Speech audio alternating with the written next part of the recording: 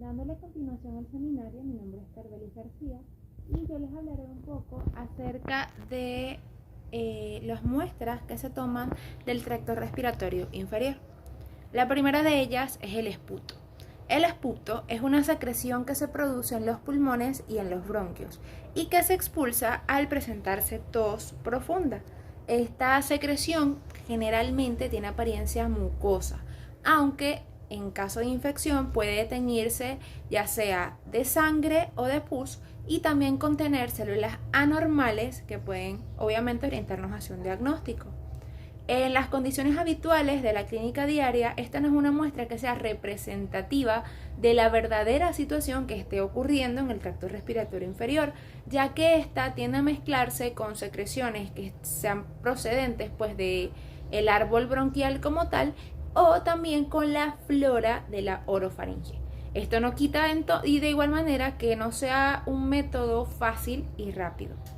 En cuanto a la preparación para el examen, tenemos que se debe pedir a los pacientes que antes de obtener la muestra se laven la boca o hagan gárgaras con agua y también que se quiten la dentadura postiza en el caso de tenerla. El esputo debe ser resultado de una tos productiva y por lo tanto no debe contener saliva y se recomienda que la obtención sea generalmente por la mañana, ya que así se tienen más posibilidades de proceder, de que el esputo proceda de zonas realmente profundas del árbol respiratorio. También puede facilitar la obtención de la muestra el tomar mucha agua e ingerir líquidos la noche anterior a la prueba. En cuanto al material necesario, tenemos la utilización de un frasco estéril que debe tener una boca ancha y hermética y también un suero fisiológico. En algunas ocasiones se utiliza también un nebulizador. El procedimiento.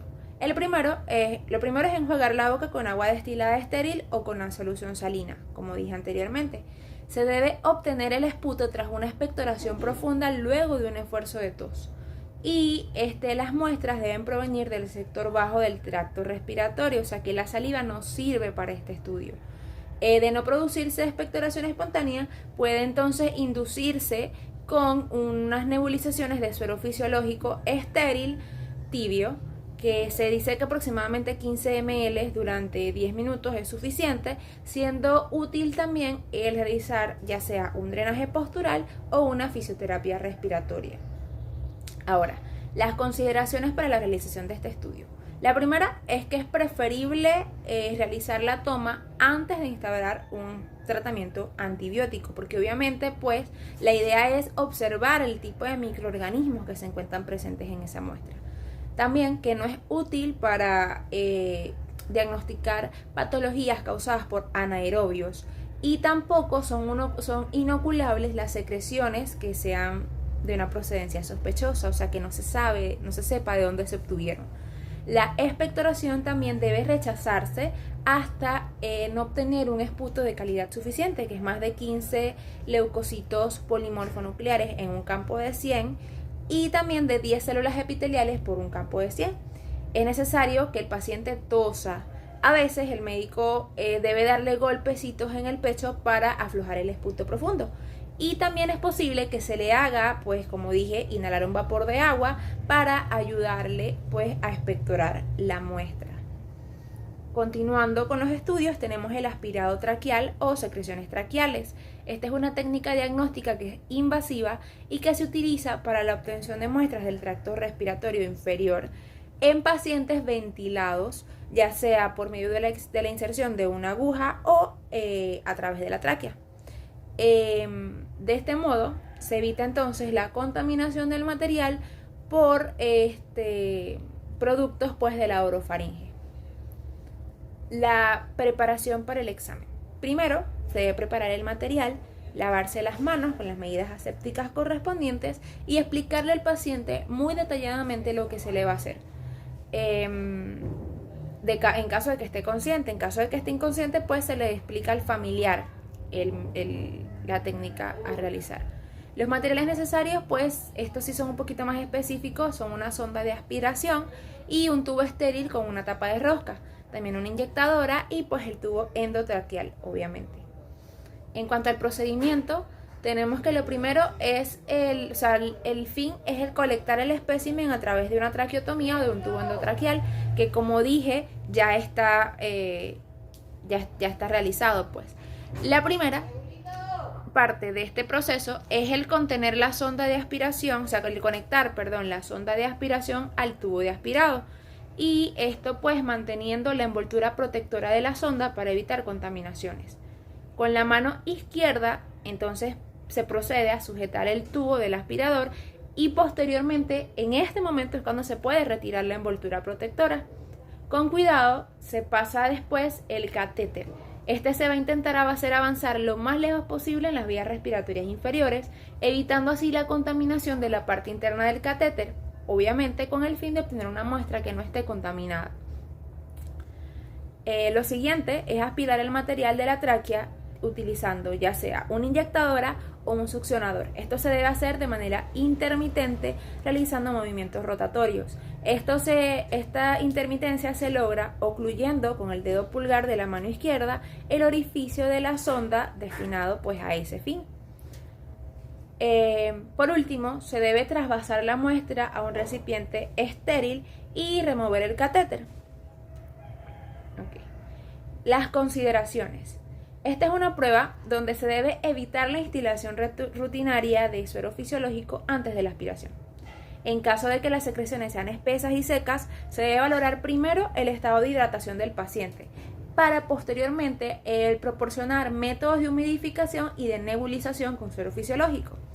Ahora bien, si en la misma sesión de aspiraciones es necesario acceder por datos respiratorios más de una vez, se debe utilizar entonces una sonda nueva para cada aspiración. Por último, tenemos el cultivo del líquido del espacio pleural. Esta es una prueba de laboratorio que se realiza en este tipo de líquidos.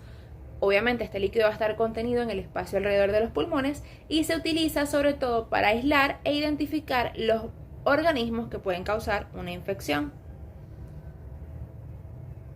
Okay. Tenemos entonces que en cuanto a los materiales necesarios, se utiliza un anestésico local unido pues con una solución antiséptica.